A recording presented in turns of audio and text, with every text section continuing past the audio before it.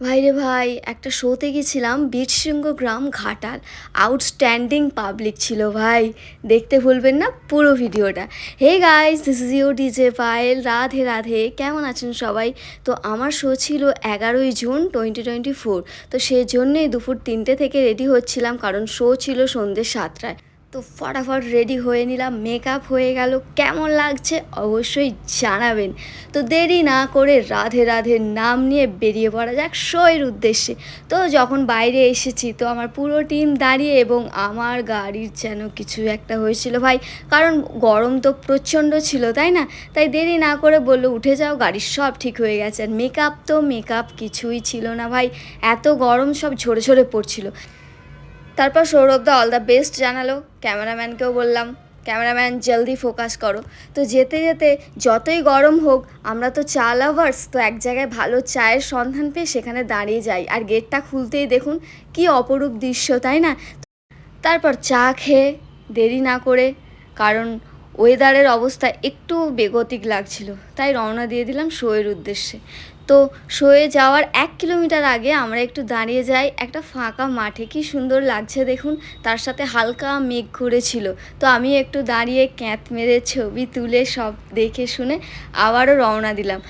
প্রায় সন্ধে হয়ে গেছিলো, আর আমরা যেতে না যেতেই বৃষ্টি শুরু। কিন্তু আমাদের জন্য সবাই অপেক্ষা করছিল ভাই দেখার জন্য।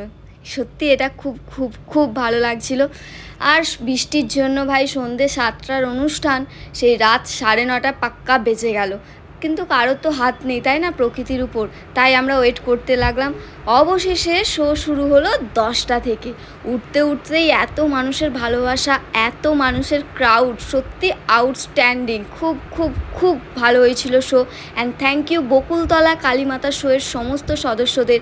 এইভাবে সবাই এনজয় করছিলেন খুব একে একে করে, আর শো যথেষ্ট যথেষ্ট ভালো হচ্ছিল। আর সত্যি বলছি বস, ওখানের মানুষজন খুব খুব খুব ভালো ছিল।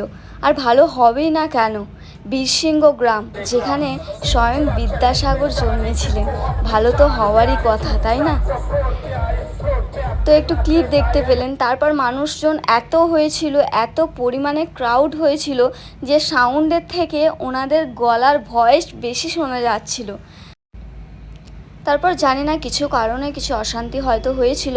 কমিটির দাদারা আমাদেরকে বললেন যে দিদিভাই এখানেই অনুষ্ঠান স্টপ হোক, দেখা হবে আবার পরের বছর। তো আমরা দেরি না করে, শেষ কিছু না বলেই ওখান থেকে বেরিয়ে গেছিলাম। তারপর ফিরতে ফিরতে গল্প করতে করতে একটা ধাবায় আমরা ডিনার সেরে চললাম যে যার বাড়ির উদ্দেশ্যে।